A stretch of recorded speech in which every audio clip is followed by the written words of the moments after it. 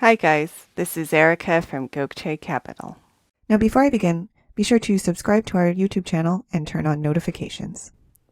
I recently saw an article on a professional snowboarder who gave up his beautiful 4,000 square foot house in suburbia to move to a 40-acre property in remote California mountains and live in a 400 square foot stone cabin, complete with an off-grid hot tub. And in the article he said that since making the move he has felt more focused and that his large home and fancy car in the suburb had only been a distraction to him. Now, if this story resonates with you and you are looking to live off the land yourself, here are the top 10 things you should consider prior to making the jump. Number 1, make sure you purchase the right parcel of land for you. The property needs to be large enough to support you in living off the land, but it also needs to have the right zoning designation. So you need to be allowed under all local laws to live off the land, and it needs to have the right soil and natural resources to support you and your family.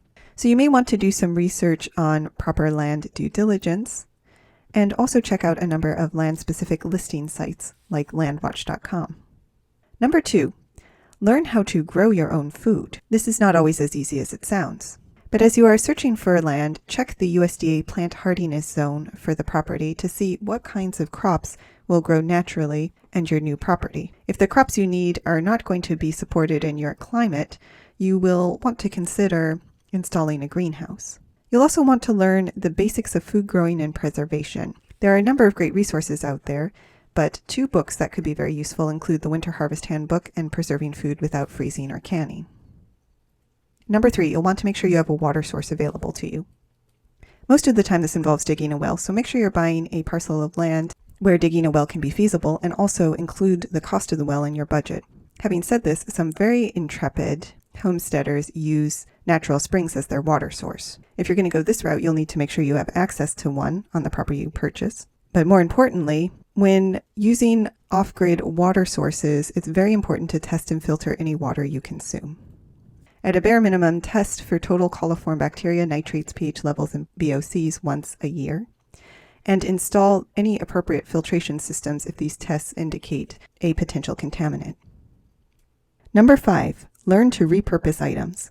If you're going to be living off the land, you may not be able to go to your local store for all of your basic household items. So before making the jump to off-the-land living, it's a good idea to learn some basic repair skills like sewing, leatherworking, welding, and carpentry. Number 6, get rid of any debt.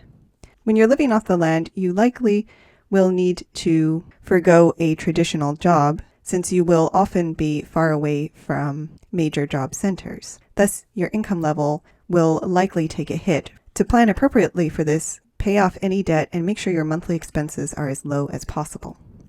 Number 7, learn about off-grid solar. Living off the land typically means setting up your own off-grid solar system. These days, off-grid solar is fairly easy to set up, but you'll want to learn about the various components of an off-grid solar system and take some time to calculate what your electricity needs will be, how many panels you will require, and where on your site you'll be able to get the maximum efficiency for your panels. Number 8, educate yourself in basic first aid. Living off the land, again, often means living in a remote area, which means that you may not have quick access to medical assistance. As such, in the event of emergency, you may end up being your own first responder. So it's a good idea to learn the basics of first aid, such as CPR and the Heimlich maneuver, but also how to stop heavy bleeding, treat shock and hypothermia, and how to spot a stroke or heart attack. Number 9, figure out an income stream. As I mentioned earlier, you will likely be far away from a traditional employment center, so it's a good idea to get creative with your income. Some obvious ways to generate income while living off the land include selling excess crops or other animal products, renting or leasing part of your land. You can rent or lease to a farmer, or you can place additional cabins or camping spots on the land and rent a portion out through Airbnb for those who want a rugged weekend getaway. If you are able to get internet at your property, you can also become a freelancer or start a blog.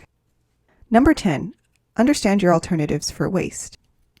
You will likely be required to install a septic system if you are living off the land in an off-grid situation. But some folks who are looking to live off the land are interested in using an outhouse or composting toilet or other alternative method for disposing of waste. Now, before you make this your plan, however, be sure to check with the local Building and Environmental Health Department because many jurisdictions do not allow outhouses. So there you have it. Those are the top things you should consider before living off the land. Now, are you currently living off your own land? Share your story in the comments. And if you like this video, you're going to love our Gokce Land Due Diligence program. We'll make you a land due diligence expert in 7 days. Check it out at gokcecapital.com/glad. While you're on our website, don't forget to explore our other $1 down properties. And finally, don't hesitate to reach out with any questions. You can email, call, or text, and we will respond as soon as possible. So thank you for listening, and more to come.